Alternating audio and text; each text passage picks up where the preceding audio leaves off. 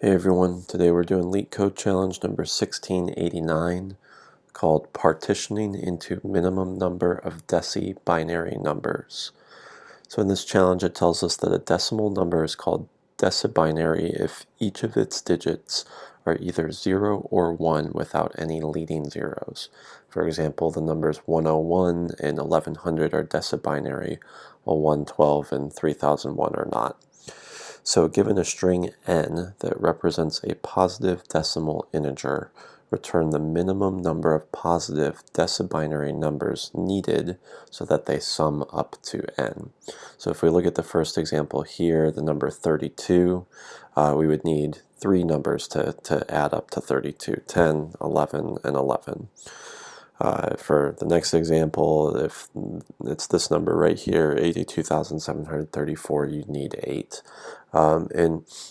Really, it seems kind of complicated at first if you're thinking about all these possible permutations of how you could add up to the number. But what you can think about is if the only numbers we're using to add up to each digit in the ones place and the tens place and the hundreds place are ones or zeros, all we really need to do to solve this is figure out what our largest digit is, and that's going to set the minimum number of decibinary numbers that you would need to add up to it. So for example, in this one, example 2, 8 is the largest digit of all of these numbers, so it's a minimum of 8 numbers needed to add up to that, because that would be 8 ones. Or in this example, we have a 9 right here, so we would need a minimum of 9 numbers. So once we kind of understand that, it's actually not too difficult to code this out. So I'm going to create a variable called the max digit, and we'll just set that equal to 0.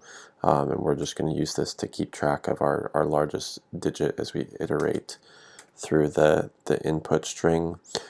So we'll set up our iteration here like I equals 0, I less than n dot length, I plus plus.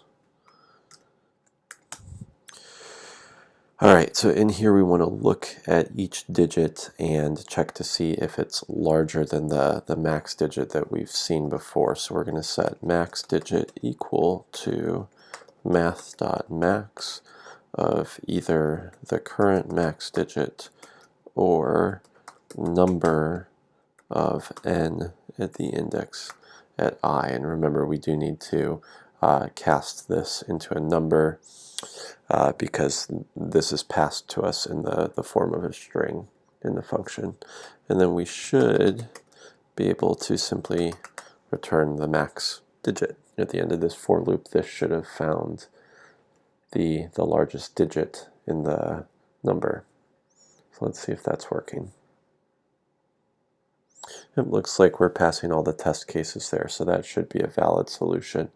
And hopefully that makes sense. This problem seems kind of complicated at first when you read it, but once you know that we're really just looking for the largest digit in the number, it's fairly straightforward to solve. Hope this video was helpful.